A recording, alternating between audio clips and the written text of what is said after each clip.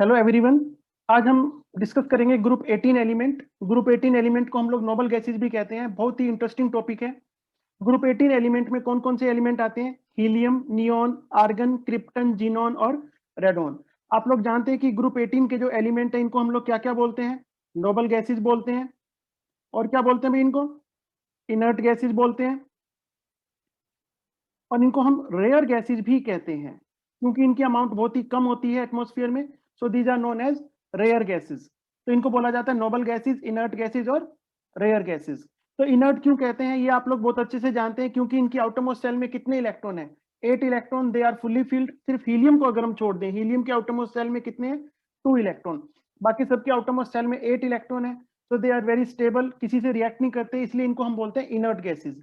लेकिन यहाँ पर एक बहुत अच्छा क्वेश्चन एनसीईआरटी का है। देखिए यहाँ पर एक क्वेश्चन है, Why are the elements of group 18 known as noble gases? इनको हम नोबल गैसेस क्यों कहते हैं?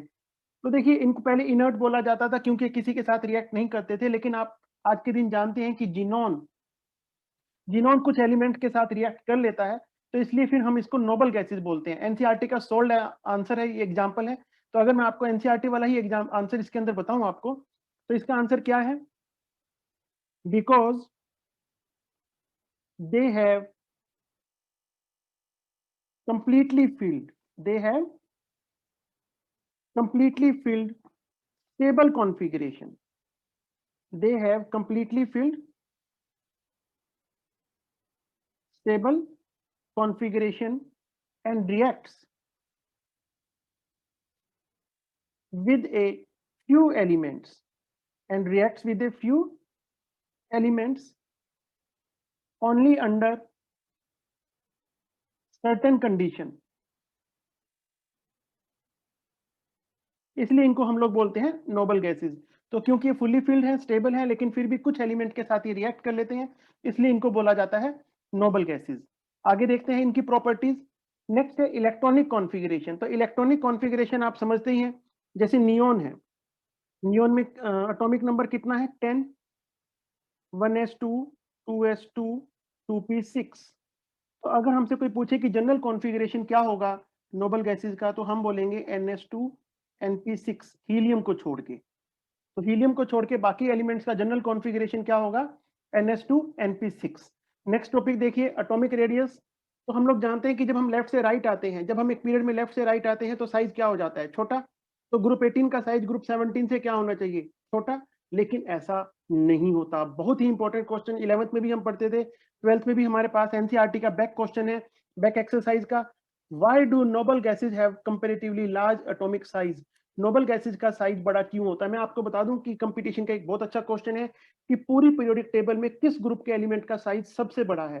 तो अक्सर बच्चे कंफ्यूज हो जाते हैं, वो सोचते हैं कि लेफ्ट से राइट जाते हैं तो साइज छोटा होता है, तो ग्रुप फर्स्ट का साइज सबसे बड़ा होगा। लेकिन ऐसा नहीं है। अगर आपके पास चॉइस में ग्रुप 18 भी है तो ग्रुप 18 का साइज पूरी पीरियोडिक टेबल में सबसे बड़ा है।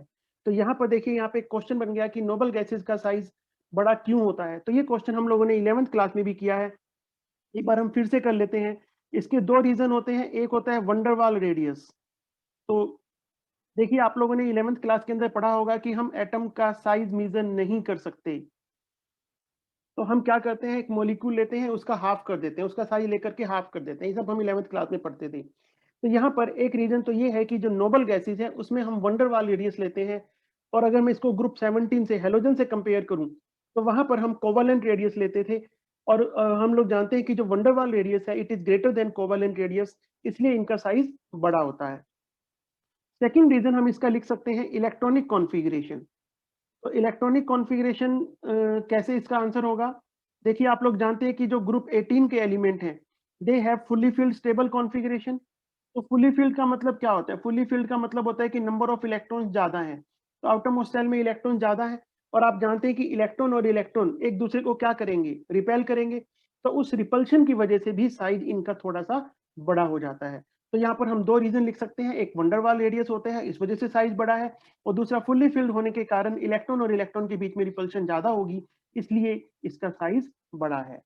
Next property, ionisation enthalpy. तो आयोनाइजेशन एंथैल्पी आप लोग जानते हैं कि एटम में से आउटरमोस्ट सेल का जो इलेक्ट्रॉन है उसको निकालने के लिए जो एनर्जी देनी होती है, उस एनर्जी को हम बोलते हैं आयोनाइजेशन एनर्जी। तो अभी तो हम लोगों ने पढ़ा कि नोबल गैसेज फुल्ली फिल्ड है, स्टेबल है।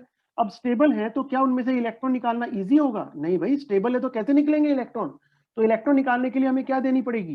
ज्यादा एनर्जी। तो देखिए, नोबल गैसेज की जो आयोनाइजेशन एनर्जी है बहुत ज्यादा होती है, हाई आयोनाइजेशन एनर्जी। और जब हम एक ग्रुप में ऊपर से नीचे आते हैं तो क्या होता है? ग्रुप में ऊपर से नीचे आएंगे तो साइज इंक्रीज होगा, साइज इंक्रीज होगा तो इलेक्ट्रॉन लूज करना इजी होगा कंपेरेटिवली। तो इसलिए हम बोल सकते हैं कि जब हम एक ग्रुप में ऊपर से नीचे आएंगे तो आयोनाइजेशन एनर्जी डिक्रीज होगी। ओके, नेक्स्ट प्रॉपर्टी देखिए, इलेक्ट्रॉन गेन एंथैल्पी। तो इलेक्ट्रॉन गेन एंथैल्पी याद है ना आपको? जब इलेक्ट्रॉन गेन करते हैं तो उस टाइम पे जो एनर्जी रिलीज होती है उसको हम बोलते हैं इलेक्ट्रॉन गेन एंथैल्पी। और आप जानते हैं कि जब भी कभी एनर्जी रिलीज होती है तो नेगेटिव साइन यूज होता है। तो इसलिए आप लोगों ने जब भी कभी इलेक्ट्रॉन गेन एंथैल्पी पढ़ा होगा तो आपने सुना होगा negative electron gain enthalpy, and negative sign only indicate that energy release हो रही है। एनर्जी क्या हो रही है? रिलीज। अब अगर हम नोबल गैसेज की बात करें तो नोबल गैसेज क्या है आपके? स्टेबल है। बाहर से एक इलेक्ट्रॉन कह रहा है भैया ले लो मुझे अंदर, तो नोबल गैसेज कह रही है नहीं भाई मैं तो नहीं लूंगी, क्योंकि उनको जरूरत ही नहीं है, स्टेबल है, वो क्यों लेंगे इलेक्ट्रॉन? तो अगर इलेक्ट्रॉन को आना है तो जबरदस्ती आना होगा, और जबरदस्ती आना होगा तो एनर्जी क्या करनी होगी? लगानी होगी। और अगर एनर्जी लगानी होगी तो इसका मतलब साइन कैसा होगा? पॉजिटिव। तो ये बहुत अच्छी बात है। देखिए नोबल गैसेज की कि जो नोबल गैसेज हैं they have positive electron gain enthalpy. कैसी है इनकी इलेक्ट्रॉन गेन एंथैल्पी? पॉजिटिव। तो समझ गए ना आप अब ऐसा क्यों है? क्योंकि ये क्या है? स्टेबल हैं। और जब स्टेबल हैं तो इनको बाहर से इलेक्ट्रॉन चाहिए ही नहीं, ये लेना ही नहीं चाहते। तो इसलिए अगर कोई इलेक्ट्रॉन आ रहा है तो उनको क्या लगानी होगी? एनर्जी लगानी होगी। इसलिए नोबल गैसेज की जो इलेक्ट्रॉन गेन एंथैल्पी है वो कैसी होती है? पॉजिटिव होती है। चलिए नेक्स्ट प्रॉपर्टी, एक बहुत अच्छा क्वेश्चन, एनसीईआरटी का ही क्वेश्चन है। Noble gases have very low boiling points, why? Noble gases का बॉइलिंग पॉइंट कम क्यों होता है? तो देखिए बहुत इंपॉर्टेंट बात मैंने आपको शायद पहले भी बताई होगी कि जब भी कभी बॉइलिंग पॉइंट का क्वेश्चन आ जाए, यहाँ पे आ जाए, ऑर्गेनिक केमिस्ट्री में आ जाए, कहीं पर भी आ जाए, तो बॉइलिंग पॉइंट के सिर्फ दो ही आंसर होते हैं, हाइड्रोजन बॉन्ड और वंडरवाल फोर्स। बहुत इंपॉर्टेंट बात बता रहा हूँ, तीसरी चीज मत सोच लेना जब भी कभी बॉइलिंग पॉइंट का क्वेश्चन आ जाए। आपको सिर्फ दो ही चीज सोचनी है, हाइड्रोजन बॉन्ड और वंडरवाल फोर्स, कोई एक्सेप्शन नहीं है, सब जगह यही कंसेप्ट लगता है। और हाइड्रोजन बॉन्ड तो बन नहीं सकता, क्योंकि हाइड्रोजन बॉन्ड आप जानते हैं हाइड्रोजन बॉन्ड तभी बनता है जब हाइड्रोजन जुड़ा होता है फोन से, फ्लोरीन, ऑक्सीजन और नाइट्रोजन। अगर इन तीनों के साथ हाइड्रोजन जुड़ा हो तभी हाइड्रोजन बॉन्ड बनता है, वरना नहीं बनता। तो सिंपल सी बात है, इनके अंदर कौन सा फोर्स होगा? Van der Waals force. अब नोबल गैसेस, आपको एक बता दूं कि नोबल गैसेस क्योंकि स्टेबल है तो किसी एक के साथ रहती तो है नहीं है, बॉन्ड तो बनाती नहीं किसी के साथ, तो ये पाई जाती है मोनो एटॉमिक फॉर्म में। तो नोबल गैसेस किस फॉर्म में पाई जाती हैं? मोनो एटॉमिक फॉर्म में। Noble gases are found in mono atomic form. तो इनके बीच में जो वंडरवाल फोर्स है, और अगर आपको पता है तो वंडरवाल फोर्स भी आगे कई तरह का होता है, जैसे dipole dipole interaction, London force. तो यहां पर इनके बीच में होता है लंदन फोर्स। तो मोनोएटॉमिक फॉर्म में है, they are found in monoatomic form, sorry force लिख दिया यहाँ पे मैंने, तो they are found in monoatomic form. So they have so they have weak London force. London force का दूसरा नाम क्या होता है पता है ना आपको? 11th में हम लोगों ने पढ़ा हुआ है, डिस्पर्जन फोर्स। इसलिए इनका बॉइलिंग पॉइंट कम होता है। तो यहाँ पे हमने ग्रुप 18 के एलिमेंट्स की फिजिकल प्रॉपर्टीज पढ़ी है। नेक्स्ट वीडियो में हम लोग पढ़ेंगे केमिकल प्रॉपर्टीज। हाँ, सब्सक्राइब कर लिया ना आपने चैनल? नहीं किया है तो जरूर कर लेना, ताकि मेरी सारी वीडियो आपको पता लगती रहे। Thank you.